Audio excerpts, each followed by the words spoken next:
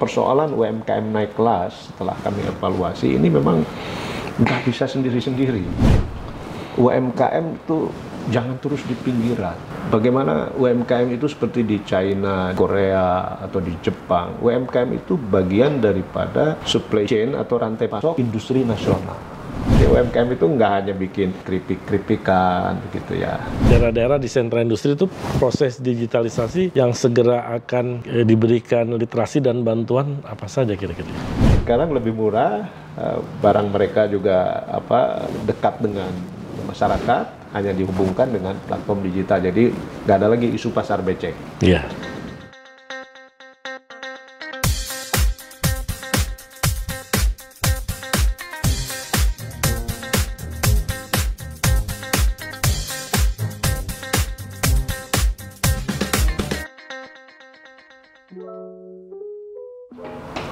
Para Sobat RM, sekarang ini saya bersama Menteri UMKM, Bapak Teten Masduki. Apa kabar Pak Teten? Kabar baik Pak Kiki. Selama pandemi COVID, perjuangan dari teman-teman UMKM luar biasa. Dan dengan dukungan juga yang luar biasa dari Pak Teten Masduki bersama jajarannya, akhirnya UMKM berhasil melalui masa-masa sulit dan sekarang sudah mulai pulih dan bangkit, dan kita harapkan bisa bangkit lebih kuat.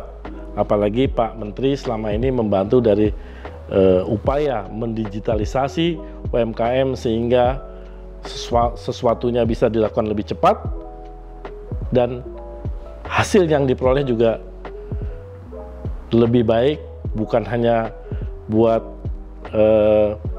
orang per orang, tapi UMKM secara keseluruhan sinergi dengan dunia usaha swasta maupun BUMN. Jadi perjuangan yang cukup berat ini berhasil dilalui. Kira-kira resepnya apa? Dan kedua, kerja keras teman-teman di kementerian ini tentu bukan hanya seperti kerja keras biasa, tapi ini kerja keras yang luar biasa sehingga teman-teman UMKM bisa pulih dan bangkit. Iya, memang di awal kita agak ditakut-takutin.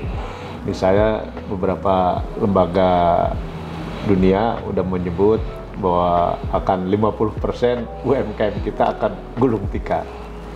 Nah, jadi itu saya kira melecut kami untuk menghadapi tantangan itu, dan saya kira pemerintah juga kemudian mengambil keputusan yang cepat, melakukan adjustment terhadap program dan anggaran, sehingga saya kira yang paling penting waktu itu, karena kita memahami bahwa ini ketika pandemi, kemudian ada pembatasan kegiatan usaha, kegiatan perkantoran, kegiatan industri, ini akan memukul dari dua sisi bagi UMKM, supply maupun demand. Nah, karena itu maka dirumuskan untuk yang mikro, yang belum bankable, waktu itu diberikan hibah, ya, modal kerja sekaligus sebenarnya untuk memperkuat daya beli masyarakat. Yang kedua, bagi yang sudah bankable, yang sudah mengakses pembiayaan perbankan, diberikan program restrukturisasi pinjaman, termasuk subsidi bunganya, lalu disediakan kredit murah bahkan sampai 0%. Hari ini masih 3% karena pemerintah mensubsidi cukup banyak, termasuk juga pembebasan pajak, ya, subsidi listrik dan lain sebagainya. Nah, semua itu yang kemudian kami pahami itu tepat sekali untuk UMKM bisa bertahan di tengah pandemi, ya. Tapi di sisi lain juga memang UMKM kita juga luar biasa, ya, luar biasa, karena mereka juga punya kemampuan untuk beradaptasi dan inovasi produk disesuaikan dengan market baru, ya. misalnya adaptasi dari offline ke online, dan bahkan kemudian menjadi pertumbuhan menjadi 130% lebih, karena dulu dari 8 juta UMKM yang terhubung di online ini selama pandemi udah naik 19,5 juta sekarang gitu.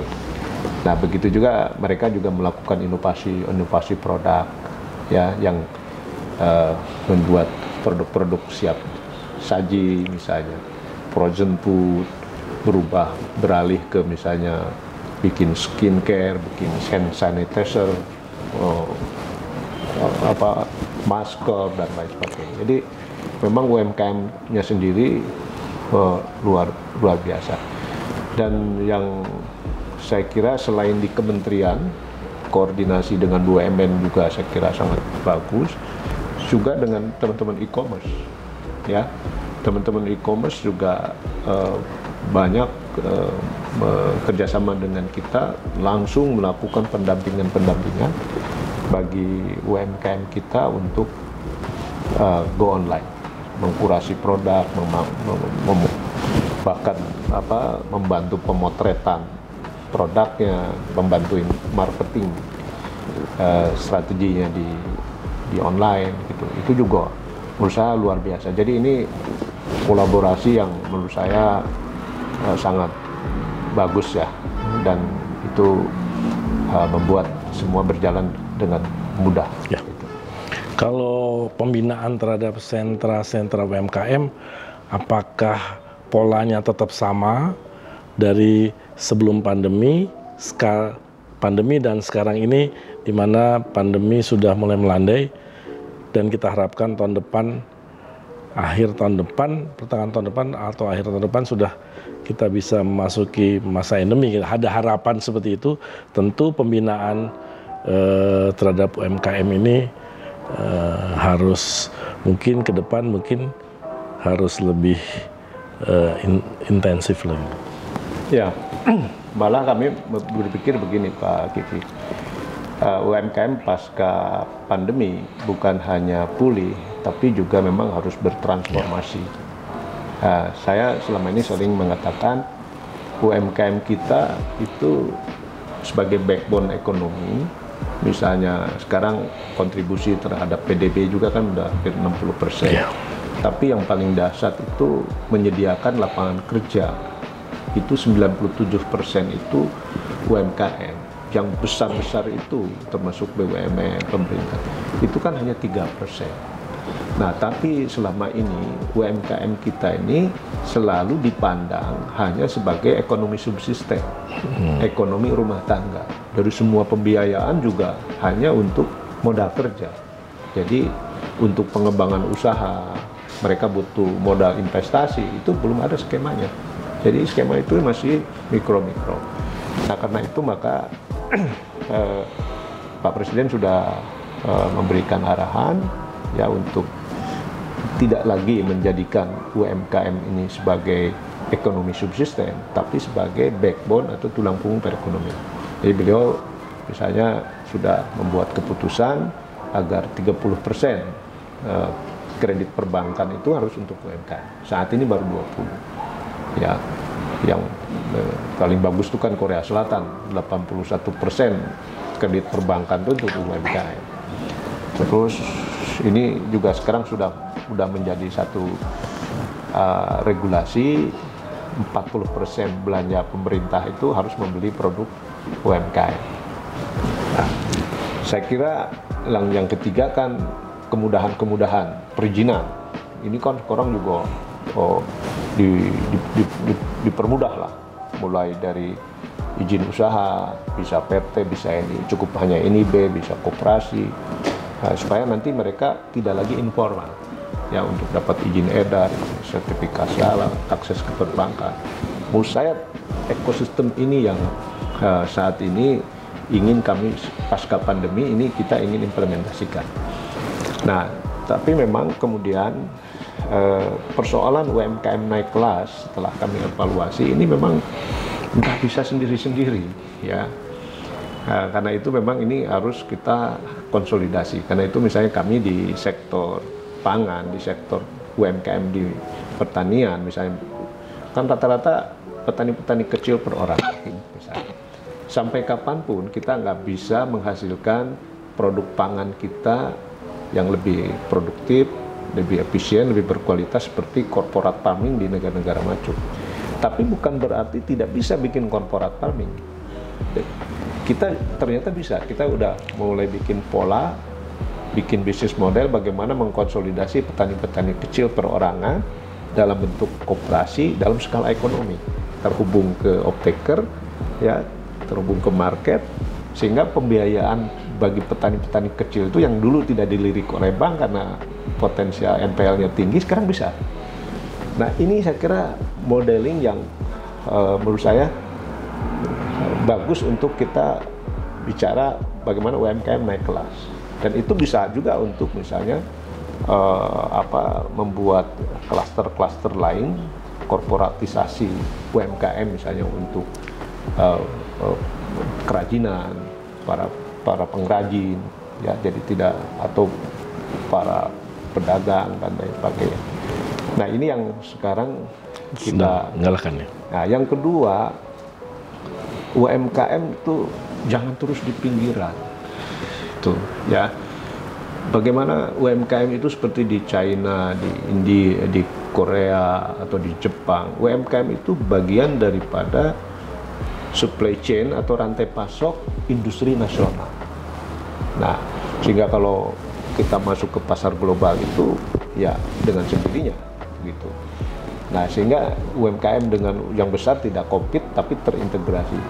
Nah, kita artinya sudah harus mulai menyiapkan UMKM kita bagian daripada industri gitu, ya.